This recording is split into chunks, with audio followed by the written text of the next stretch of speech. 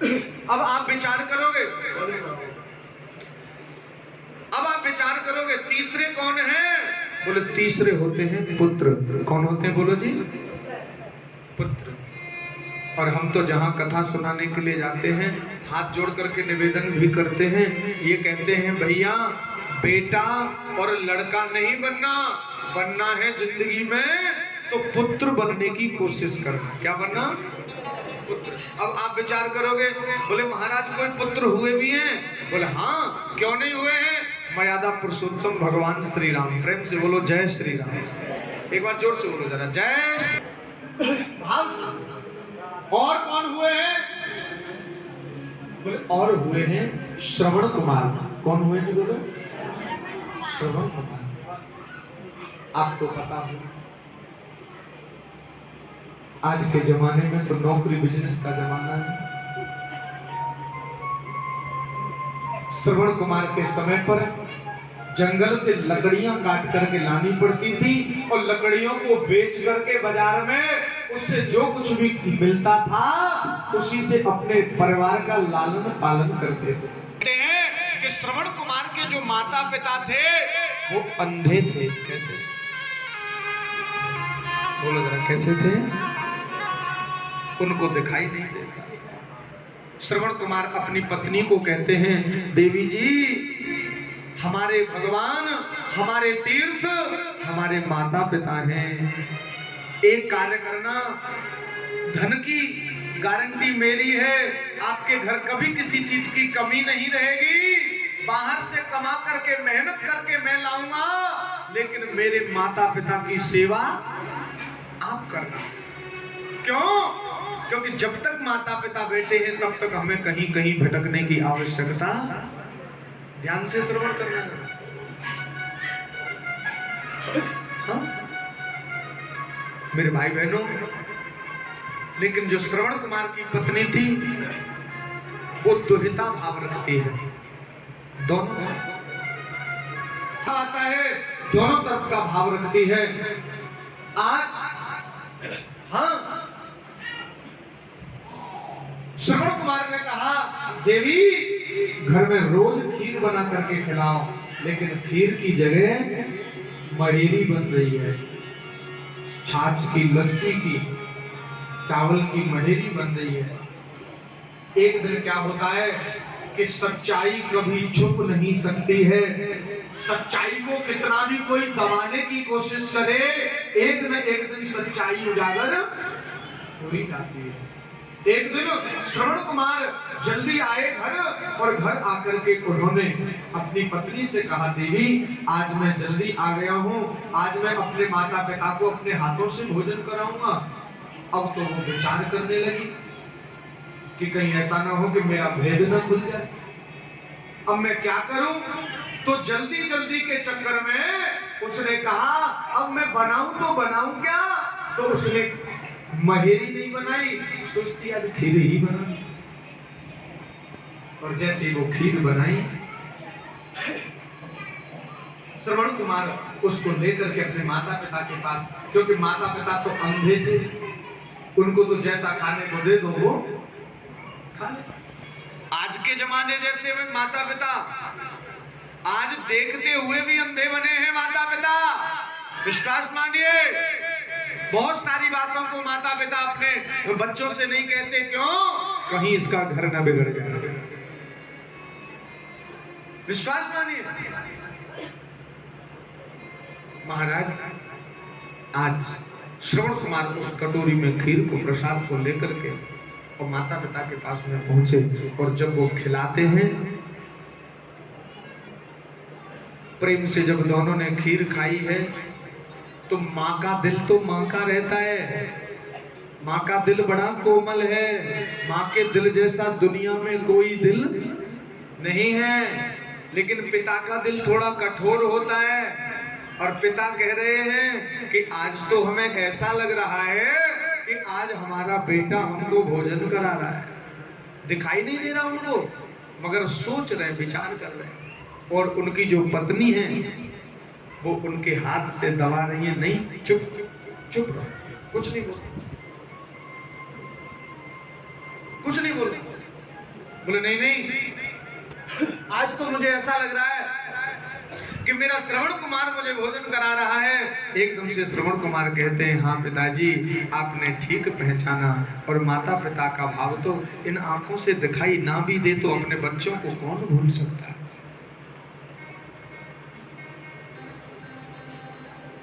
श्रवण कुमार कहने लगे, हाँ पिताजी मैं श्रवण कुमार हूं। लेकिन एकदम से श्रवण कुमार के मन में भाव आया कि आपने मुझे ऐसे क्यों कहा कि आज तो मेरा बेटा मुझे भोजन करा रहा है। अरे आपकी पुत्र वधू भी तो यहाँ थी, वो भी तो भोजन कराती है। कहती है बेटा, एकदम से पिता की वाणी से दो शब्द निकल गए। बोले बेटा आज बहुत दिन में हमने खीर खाई। शब्द निकला मेरे भगवत प्रेमियों, तो आज श्रवण कुमार को वैराग्य हो गया। अरे देवी, मैंने अपने घर में दिन रात मेहनत करके, दिन रात जाग करके, दिन रात मेहनत करके, जंगल में लकड़ियां काट करके मैंने जो धन कमाया, लेकिन इसलिए नहीं कि मेरे माता पिता दुखी रहे।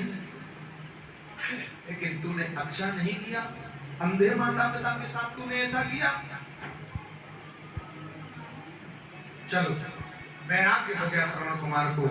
एक कावड़ बनाई, उस दिन से एक कावड़ यात्रा चलती। ध्यान रखना, एक कावड़ बनाई, एक तरफ माता पिता माँ को, एक तरफ पिता को भाव रख करके जवान अवस्था में वो बालक घर छोड़ करके निकल पड़ता है। अब तुम्हें अपने माता पिता ने जिस प्रकार कह रहे हैं कि पहली बार खीर खाई है, बहुत दिन में खीर खाई है, हाँ तो दर्शन कराऊंगा, अब तो मैं हर जगह पर लेकर के जाऊंगा। प्रेम से बोलो राधे, एक बार जोर से बोलो राधे। बोले अब तो मैं तुम्हें हर जगह के दर्शन कराऊंगा, तीर्थों में लेकर के जाऊंगा। बहुत सारे लोगों ने ये भी प्रश्न किया था श्रवण कुमार से, सुनो कि अरे तेरे माता पिता तो अंधे हैं। क्या बोला श्रवण कुमार? पिता तो अंधे, इनको कुछ दिखाई नहीं देता, इनको ले जाना बेकार है। तो श्रवण कुमार ने उत्तर दिया कि सुनो, मेरे माता पिता को ही तो नहीं दिखाई देता है, मेरे माता पिता को ही तो नहीं दिखाई देता है। जिस भगवान के दरबार में जाऊंगा लेकर के, वो भगवान तो कम से कम देख लेगा एक बार, वो भगवान तो देखेगा। मेरे माता पिता को न दिखे तो क्या हुआ, आगे जाऊंगा। कहते हैं मेरे माता पिता की तो आंखें बंद हैं, जिस दरबार में भी लेकर के जाऊंगा ऐसा कोई दरबार नहीं है, किसी का भी दरबार नहीं है, माँ भगवती का हो, चाहे भगवान शिव का हो, चाहे कृष्ण का हो, राम जी का हो। बोले जो भगवान अंदर बैठे होंगे कम से कम उनकी आंखें तो खुली रहती हैं। मैं चाहता हूं कि मेरे माता पिता उनको देख पाए न देख पाए, भगवान की दृष्टि इनके ऊपर पड़ गई तो इनका उद्धार। मेरे भगवत प्रेमियों,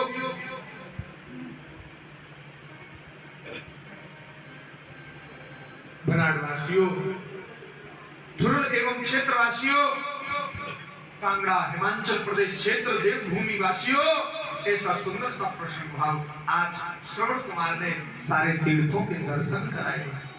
तो वो हुए पुत्र, कौन हुए जी बोलो?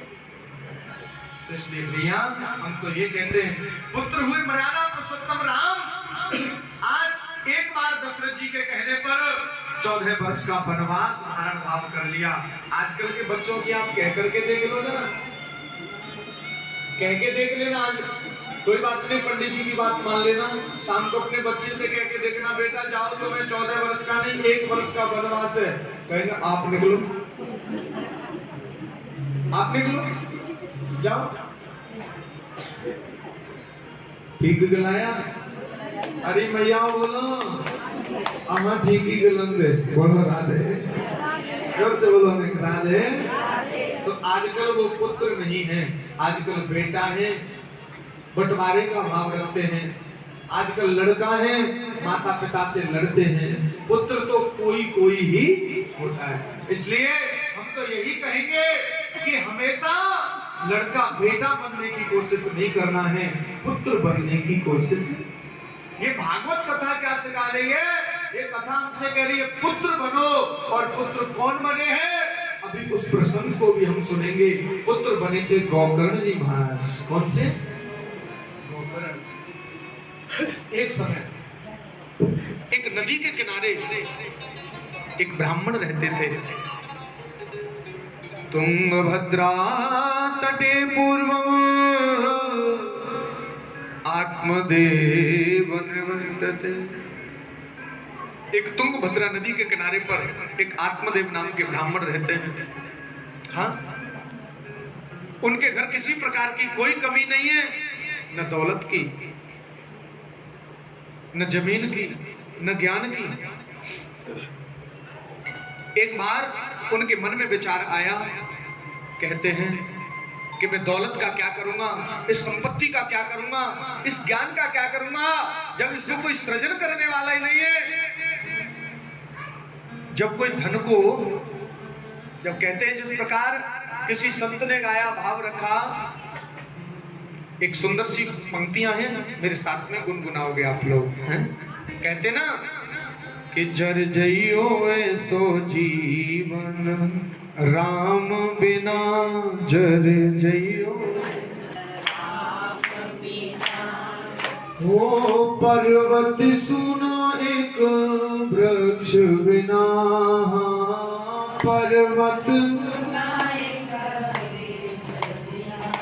ये वृक्ष हूँ सुनो एक पात बिना, ये वृक्ष। कहते पर्वत कितना भी बड़ा हो, उस पर्वत पर एक पेड़ नहीं है तो पंछी भी उधर नहीं रुकते हैं। कहते यहाँ से आगे बढ़ो, यहाँ ऑक्सीजन ही नहीं हो, पेड़ नहीं। हाँ? कहते हैं पर्वत कितना भी विशाल क्यों न हो, उसकी शोभा तब होती है जहाँ हरे भरे पेड़ हैं, हरे भरे वृक्ष हैं, लता पता। पर्वत सुनो एक वृक्ष बिना, और पेड़ कितना भी बड़ा क्यों न हो, कितना भी सुंदर पेड़ क्यों न हो, यदि उस पेड़ के ऊपर पत्ते हैं तो पेड़ की शोभा है, और पेड़ पे पत्ते नहीं है तो पेड़ की कोई शोभा। जर जइयो ऐसो जीवन राम बिना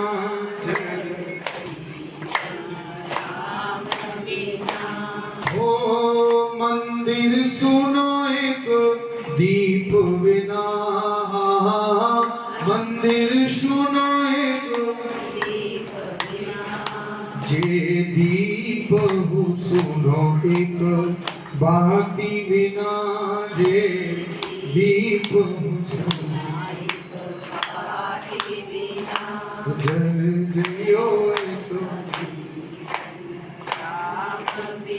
मंदिर सुनो एक दीप बिना। मंदिर आपने कितना भी विशाल क्यों नहीं बना रखा है, बड़ा क्यों नहीं बना रखा है महाराज, यदि मंदिर में एक दीपक नहीं जलता है तो फिर उस मंदिर का कोई महत्व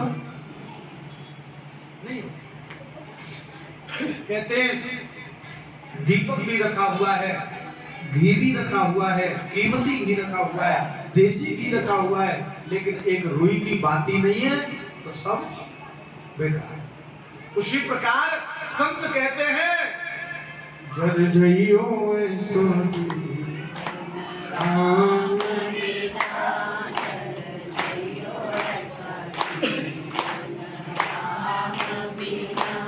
हो, नर हूँ सुनो एक नारी बिना, नर हो ये नारी हूँ सुनी एक पुत्र बिना, ये नारी जर जइयो ऐसो बोले नर हूँ सुनो एक नारी बिना। बोलो प्रेम से बोलो जरा राधे। बोले नर हूँ सुनो, जीवन है, दुनिया में आए हैं तो जिसका जोड़ा नहीं है तो भी जीवन अधूरा। और वो नारी हूँ सुनी एक पुत्र बिना, चाहे कितनी भी डिग्रियां क्यों न हो, विशेष महत्व नहीं है। एक बार जिंदगी मिलती है, बार बार जीवन मिलने वाला। बोले नर हूँ सुनो एक नारी बिना, और नारी हूँ सुनी एक पुत्र बिना। जिस नार की भी गोद सूनी रह जाए। आज यही बात आत्मदेव के मन में जागृत हुई। बोले मैं क्या करूंगा संपत्ति लेकर के, मैं दौलत का क्या करूंगा, क्योंकि ये सब तो एक न एक दिन यही छूट जाएगा। जब मेरी बारी फुलवारी आगे नहीं बढ़ेगी, वंश की वृद्धि नहीं होगी, तो क्या मतलब महाराज। तो आत्मदेव घर छोड़ करके चल पड़े। ध्यान से सुनो, आत्मदेव घर छोड़ करके चल पड़े। कहां? उस नदी के किनारे जाकर के बैठ गए, जिस नदी के किनारे पर उत्तम नगर बसा हुआ था, आत्मदेव का गांव था। बैठे, सुबह से शाम हो गई। एक महात्मा जी निकल करके जा रहे थे। महात्मा जी ने ऐसे ही पूछ लिया कि दूर से तो देखने में तो लग रहा है कि ब्राह्मण है, क्योंकि इसके माथे पे तेज है, लेकिन ब्राह्मण होकर के ये दुखी है। आइए, आत्मदेव को देख करके स्वामी जी बोले, महात्मा जी बोले, अरे भैया ब्राह्मण है बट दुखी है। आत्मदेव दौड़ करके चरणों में गिर पड़े। कहा बाबा आपने तो मेरे दिल की बात समझ ली। जब आप मुझे इतना पहचान कर सकते हो कि मैं ब्राह्मण हूं और दुखी हूं, तो मुझे ये बताओ कि मेरी जिंदगी में पुत्र होगा या नहीं होगा। एकदम से स्वामी जी पहले तो समझाए कि क्या करोगे पुत्र लेकर के, आजकल के वैसे भी पुत्र किसी की सुनते नहीं है। अरे काम करो, पुत्र ही मानना है तो भगवान को अपना पुत्र मान लो। बोले ऐसे कौन करता है महाराज। बोले तो फिर, बोले मैंने सुना है, आत्मदेव ब्राह्मण थे और विद्वान ब्राह्मण थे, साधारण ब्राह्मण नहीं थे। आत्मदेव कहते हैं बाबा मैंने सुना है कि भगवान ये कहते हैं कि मोर बचन जाए पड़ जाए फीका, संत बचन पत्थर की लीका। बोलो जरा, मोर बचन जाए पड़ जाए फीका, संत बचन पत्थर की। बोले भगवान कहते हैं कि मेरा वचन असत्य हो सकता है, लेकिन किसी संत की वाणी से निकला हुआ जो शब्द है वो कभी असत्य। बाबा जी, स्वामी जी, मेरी मस्तिष्क रेखा की तरफ देखो, मेरे हाथों की रेखा की तरफ देखो, जन्म कुंडली टिपड़ू टापड़ू जो कुछ देखना है देखो, मगर मुझे ये बताओ मेरे पुत्र होगा कि नहीं। स्वामी जी ऐसे संत नहीं थे, त्रिकाल दृष्टि संत थे। माथे की लकीर को देखा है, अनेक प्रकार की रेखाएं। देखने वाला हाथों को देख करके देख लेता है, देखने वाला आंखों को पढ़ के देख लेता है, देखने वाला माथे की तरफ एक बार देखेगा पूरी हिस्ट्री बता देगा। ऐसे ऐसे संत पड़े दुनिया में। हाँ महाराज कहते हैं, आज स्वामी जी ने देखा मस्तिष्क रेखा की तरफ और कहा रे आत्मदेव तेरे तो एक जन्म की क्या चले, तेरे तो 7 जन्म कोई संतान का योग, 7 जन्म। और जैसे ही कहा कि 7 जन्म संतान का योग नहीं है, एकदम से आत्मदेव कहने लगे ठीक है आपके चरणों में अपने प्राणों को त्याग देता हूं महाराज, या तो मुझे पुत्र दो। बोले क्यों? क्योंकि मैंने सुना है सत्संग में भगवान कहते हैं कि मोर बचन जाए पड़ जाए फीका, संत बचन पत्थर की। तो बदल सकते हो। महात्मा जी कहने लगे ठहर ठहर, रुक रुक, हाँ अरे मरता क्यों है। स्वामी जी ने अपनी एक झोली में जब हाथ डाला है, और जब झोली में हाथ डाला है तो अब आप विचार करिए, संत से कभी 2 चीज हमें छोड़नी नहीं चाहिए। कोई भी संत आए, विद्वान आए, एक तो कभी भी संतों से आशीर्वाद लिए बिना नहीं रहना चाहिए, आशीर्वाद लेना चाहिए, प्रणाम भाव रखना चाहिए। और वास्तव में मैं आपको कहूं, मैं तो खैर इस क्षेत्र में पहली बार आया हूं, लेकिन इधर वास्तव में हमारे जो कल भी विचार कर रहे थे, मैं सोच रहा था मैं एक दिन का रेस्ट कर लूं, क्योंकि परसों ही तो कथा समापन हुई है नगरी में। या पालमपुर के पास में। तो एक दिन का रेस्ट मिला तो मैं सोच रहा मैं चलो सुबह ही जाएंगे। हाँ, तो काफी लोग कल इंतजार भी करते रहे और जब मैं सुबह आया यहाँ पर इतना जल्दी आने की हमने कोशिश करी क्योंकि कलश यात्रा भी थी, व्यवस्था भी देखनी थी, इतने बेचारे लोग लगे थे और सबका सुंदर स्वभाव, एक बार उनके लिए हृदय सामने प्रणाम भाव रख करके जैसे मैं कह रहा नहीं नहीं आप रहने दो, नहीं बोले गुरुजी। तो मेरे को वास्तव में आपकी तरफ आकर के ये लगा कि मैं तो पहली बार आया हूँ मगर यहाँ आज भी सभ्यता का भाव है, यहाँ आज भी संस्कारों का भाव है, यहाँ आज भी शिक्षा का भाव है और यहाँ आज भी सभ्यता का भाव है। एक बार समस्त मेरे थुरुल क्षेत्रवासियों के लिए एक बार हृदय से छोटे छोटे नन्हे नन्हे बच्चे भी व्यवस्था में लगे। एक भैया हमारे शायद देखो ये तो मिलाने वाले भगवान की कृपा दृष्टि है, शायद गोपाल की कृपा दृष्टि ना हो और जिनके ना आ रही हो उनके लिए भी भाव रख दे। प्रेम से बोल दो राधे। तो ये सब करते हैं। आज आत्मदेव के लिए स्वामी जी ने अपनी झोली में हाथ डाला और जैसे ही हाथ डाला एक फल निकल आया, एक फल निकला है। स्वामी जी महाराज कहते हैं कि इदं भक्ष्य पत्न्यास्त्वं तत्र पुत्रो भविष्यति। इदं भक्ष्य पत्न्यास्त्वं तत्र पुत्रो भविष्यति। अरे भैया ओ ब्राह्मण, पत्नी के साथ में खाएगा जरूर तेरे घर एक उच्च श्रेणी का, अच्छे संस्कार वाल का भाव का एक बेटा तेरे घर में जन्म लेगा। हाँ ले ये फल ले जा। प्रसन्न होकर के दे दिया फल। तो एक तो आशीर्वाद नहीं छोड़ना चाहिए और दूसरा कभी प्रसाद छोड़ना, जो भी कुछ प्रसाद मिल जाए हाथों से जरूर न जाने आशीर्वाद ले अपनी पत्नी की। अच्छा साहब आपने कथा सुनी होगी, पंडित जी तो सीधे सांचे थे और पंडित जी की जो पंडितानी उनको नामो कहा नाम आओ जरा, इतनी कथा सुनी है आप लोगों ने, क्या नाम हो? ऐसे थोड़ी ना होकर इतने दिन से कथा सुन रहे। आत्मदेव की पत्नी को नाम हो धुंधली। क्या नाम था बोलो, जोर से बोलो जी। धुंधली। और धुंधली को मतलब क्या हुआ वो सुन लो। बोले धुम धुम करो तो इससे धुंधली।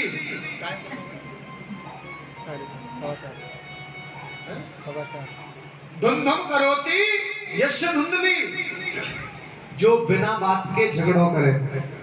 अच्छा ने बताओ इधर तो ना कोई धुंधली देवी जो खामे खा लड़े, पड़ोसी से लड़े, बिन बात के लड़े, घर में बच्चन से लड़े, घर में पति से लड़े, सास ससुर से लड़े। इधर तो ना कोई। अरे बोलो थोड़े लगा रहे हो ना है, होनी भी ना चाहिए। बोलो राधे, जोर से बोलो राधे। बोले भैया यहाँ पे होनी भी ना चाहिए। बोले महाराज उनकी पत्नी थी धुंधली। क्या नाम था जी? धुंधली। आत्मदेव घर गए, जाकर के बोले देवी एक बहुत बड़े गुरुजी मिले मुझे, उन्होंने फल दिया है, लो मैं स्नान करके आता हूँ, इस फल को संभाल करके रखना, दोनों साथ में खाएंगे। गुरुजी ने कहा घर में जरूर पुत्र होगा। आज उनकी जो पत्नी की सहेली थी, धुंधली की सहेली थी, वो कह रही है अरे तेरे पति बड़े भोले भाले हैं। बोले हाँ। बोले सब महात्माओं की बात में आ जाए। बोले क्यों? एक बात बता बहन मेरी। बोले क्या? बोले इन फलों से कहीं संतान होती है? अरे इन फलों से संतान होने लगे तो दुनिया में कोई संतान के बिना नहीं रहेगा। तुझे पुत्र चाहिए? बोले हाँ। तुझे पता नहीं है अभी।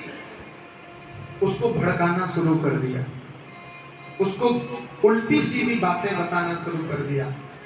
बोले क्या? बोले कच्चे मकान हुआ करते थे पहले, घास फूस के मकान हुआ करते थे। बोली सुन, तेरे पति कह रहे कि इस फल को खाएगी तो पुत्र होगा। बोले हाँ, तो तू इस फल को खाएगी तो तेरा गर्भ बढ़ेगा। क्या बढ़ेगा बोलो, जोर से बोलो। गर्भ बढ़ेगा, और गर्भ बढ़ेगा तो कभी कभी ये सुना है कि गर्भ में बालक उल्टा भी हो जाता है, कभी सीधा भी हो जाता है। कहीं ऐसा ना हो कि गर्भ धारण करते समय न जाने कितनी ऐसी स्त्रियों के और बहन बेटियों के प्राण जो है भाव, हाँ, प्राणांत भाव हो जाते हैं। कई बार ऐसा होता है जो गर्भवती माताएं होती हैं, है ना, तो उनके जो बच्चे को जन्म दिया, बच्चा तो जीवित है, वो खत्म। कई बार उल्टी सीधी बातें करने, अरे तुझे नहीं पता, और सब बात छोड़ कि कहीं तेरे घर में आग लग गई और तू तो गर्भ धारण भाव होगी, है ना, तो सब तो निकल के भाग जाएंगे, तो जब पे भागना भी भागा भी नहीं जाएगा, तो इसलिए मर जाएगी। हाँ, जल जाएगी। क्या करेगी पुत्र लेकर के? और तो और बोली सुन, तू जन्म भी दे देगी, गर्भ धारण करने के बाद जन्म भी दे देगी ना, तो आज के जमाने में लालने पालने दुखम। क्या कही बोलो जरा, लालने पालने दुखम। कौन लालन पालन करेगा? आज एक बात है, क्षमा करना। बड़े बड़े घरों में हम लोग जाते हैं, कभी कभी लोग बोल देते हैं महाराज